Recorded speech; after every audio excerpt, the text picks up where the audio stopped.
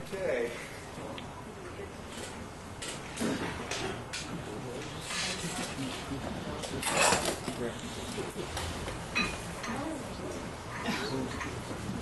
I am happy to introduce to you a man whom I've known for several years, and who has told me that he used to come on the show before the Beatles would perform, and he would do a little comedy routine, and he's going to do something like that tonight. Let's hear it for him. Jimmy Casanova. Hey.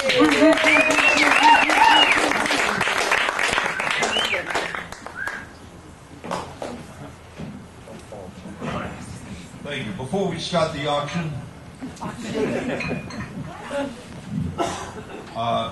thank you, Edward. I enjoyed that tremendous story of your life.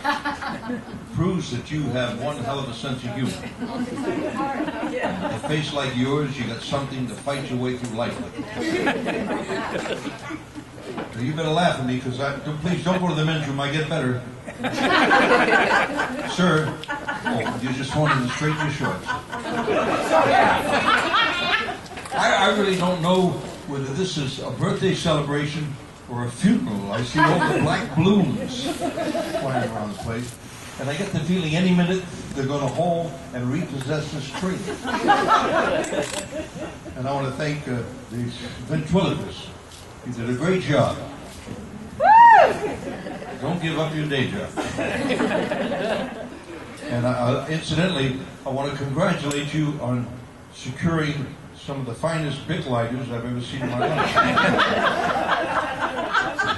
See, I like this kind of an audience. I don't bother you. You don't bother me. I don't have to do this for you. See, this is subterfuge. While you're here enjoying this party, my kids are outside stripping your cars. Have you got the feeling you was alone? I don't have to do this for a living anyway. This is just a sideline. My regular job, I work in San Diego in a sardine factory. I close the eyes of the sardines before they put the tins on. Last year I closed 375,000 eyes. And I came here to Northridge, went into a restaurant, sat down, ordered a tin of sardines. Opened them up, there was 2 sardines. One of them looked at the other and said, I think he quit his job at the factory. Great. Do you read lips? Read that. No, this, of course, is Ed Bilow's birth. How old are you, Ed? 41. I got suits over that in my closet. Of course, it's nice to be, it's a good age, 41 years old. Wonderful. And you've got 4 children. And I come from a very large family, 9 kids in our family. My mother was very hard of hearing. My father used to come home from night after a hard day's work, finish his dinner, listen to the radio, and then he'd say to my mother, he would say, what do you want to do, sleep or what? She'd say, what?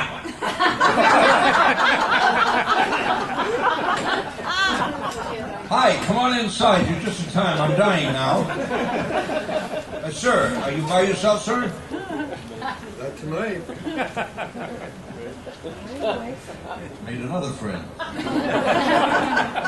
Who's this table here? Is this for the bar mitzvah party? Move around. Make off like we got a hell of a crowd here. You got a life, you know. I mean, after all, we're working. We'll all sing some songs now. Would you flash it on the screen, please, right? Never marry a pretty girl. If you marry a pretty girl, she'll run away. Always marry an ugly girl. If she runs away, so what? Or how about this one here? I kiss a beautiful Jersey cow who gives me milk and cheese. I'm lying in my hospital bed with hoof and mouth disease. Those are the kind of songs. You better laugh at me, sir. I know where you live. Do we have anybody here that's celebrating a birthday or an anniversary besides Edward? Anybody here from out of town? Anybody here? You're from out of town. Yes, you don't have to raise your hand and go to the men's room. Go. You know where it is. Guy walks into a bar, looks at the bartender, says, "Who owns that big German Shepherd out on the sidewalk?" The bartender says, "Don't touch him. He's a killer attack dog. It's my dog. He'll kill you. Stay away from him. He's lethal dynamite. What do you want to know for?" He said, "My dog killed him." "Your dog killed my German Shepherd? 110 pounds of lethal. That's impossible. What kind of a dog you got?" He says, "I got a little Chihuahua." "If you're telling me that your little Chihuahua killed my German Shepherd, how did he do it?" He said, "It got stuck in his throat."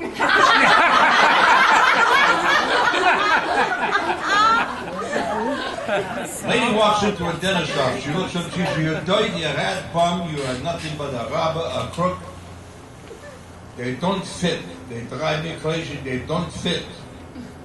He says, "Mrs. Ginsburg, I've given you 36 adjustments in the past 6 months. Where don't they fit?" She said, "In the glass. They don't fit in the glass." And in the famous words of, "Please, don't go, please, honey, I need you." "Okay, go, but don't write on the walls. This is a private house." Don't write on the wall. In the words of Moses, who once said to God, "Will you please tell him to stop calling me Shelton?" Oh!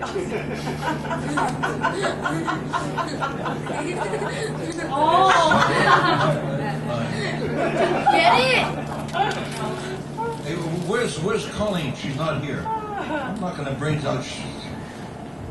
Hi, sir. How are you? You a member of the family here? No, I just work here. You want to help pay for this affair? Do hard labor, yes, no problem.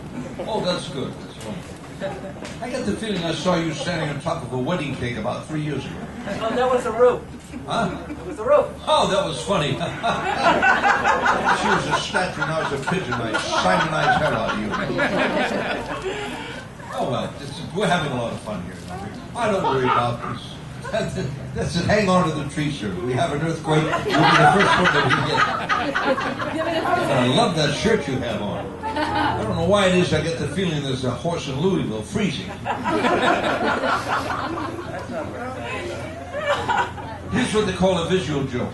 You got to visualize an elephant walking through the jungle, stopped at the swamp to take a drink, puts his trunk in the water, whack! Along comes a crocodile, whang! Off comes the trunk up to here. The elephant looks down and says, "Very funny." Very funny.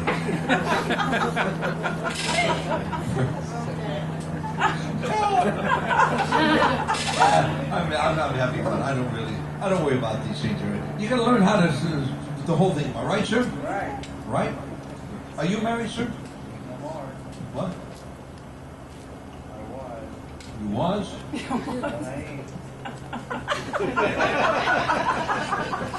Hard to believe that you're a professor of English. But you really, I enjoy it. I don't worry about it. You know, today's things have changed since you and I. I mean, you and I, we go way back, right? Well, we go way back. Absolutely, right? It's a different generation got now. You know the worst thing that could happen to you nowadays, just to show you how the world has changed. Do you ever find yourself driving down the freeway, you know, going like 70 miles an hour, and all of a sudden you come upon a car in front of you with a beautiful head of blonde hair flying in the breeze? I did that one time on my way up to Vegas. And I went like this as I passed the car. And the head turned around, and it was the ugliest looking man I've ever seen down to here. Well, we had a wonderful week. It doesn't make you a bad person. You know that, right? But I keep picking on you, sir, but you're wonderful. Thank you for helping me, because it's just what I needed. Another hernia. Do you believe in reincarnation? No. You don't? That's a shame. You could have come back as somebody else. I mean, I believe in it. In my form of life, I was a member. Oh, this is wonderful.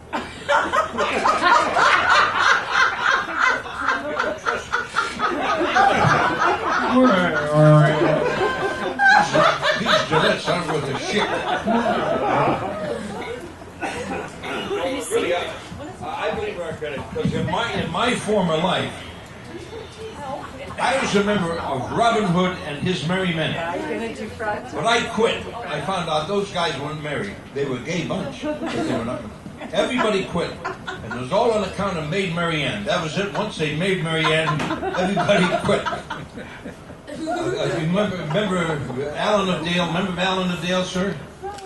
The minstrel, he gave up being a minstrel, became England's greatest folk clutcher. He used to go from town to town and clutch folk. He could clutch 40 or 50 folk a night. That's a lot of fooling around. But the smartest guy was Friar Tuck. You remember Friar Tuck? He took all the money that he stole from the sheriff of Nottingham, and he went to New York City and he opened a garment factory, Friar Tuck's Fancy Frock Factory. Yeah, he was in a frock factory. He tucks 18,000 frocks a day. He's the fastest frock tucker in New York City. And it's not easy to tuck a frock. You can sew a bow, steam a seam, and knit a knit. You tuck a frock, you better be careful. Business got so good, he called in his cousin Sammy Tick. Now I know you wanted him. Does Sammy Tick tuck frocks? No. Sammy Tick, he ticks off the time it takes for Friar Tuck to tuck a frock, and at the end of the day, he's one tucking out a frock ticker.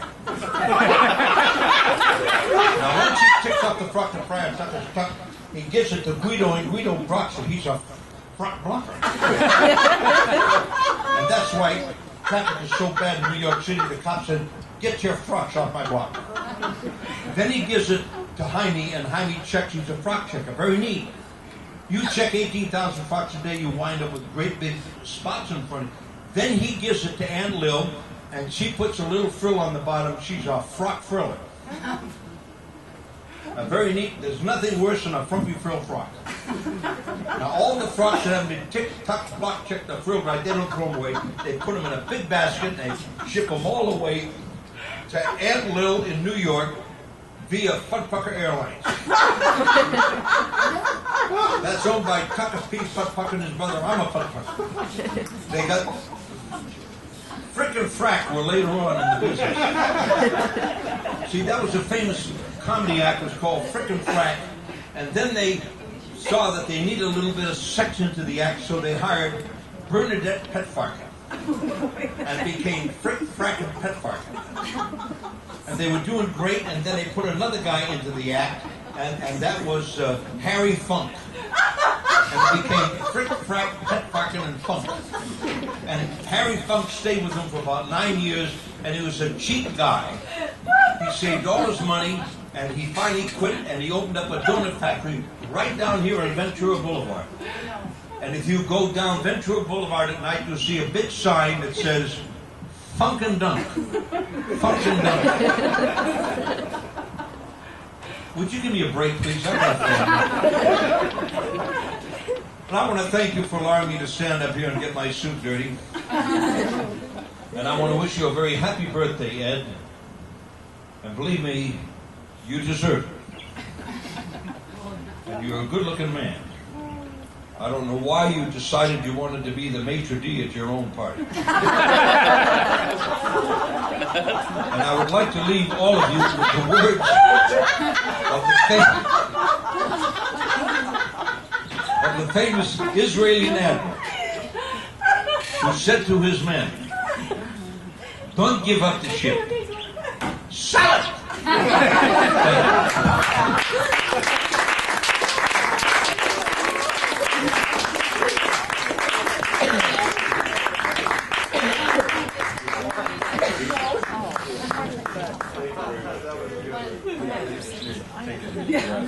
I know.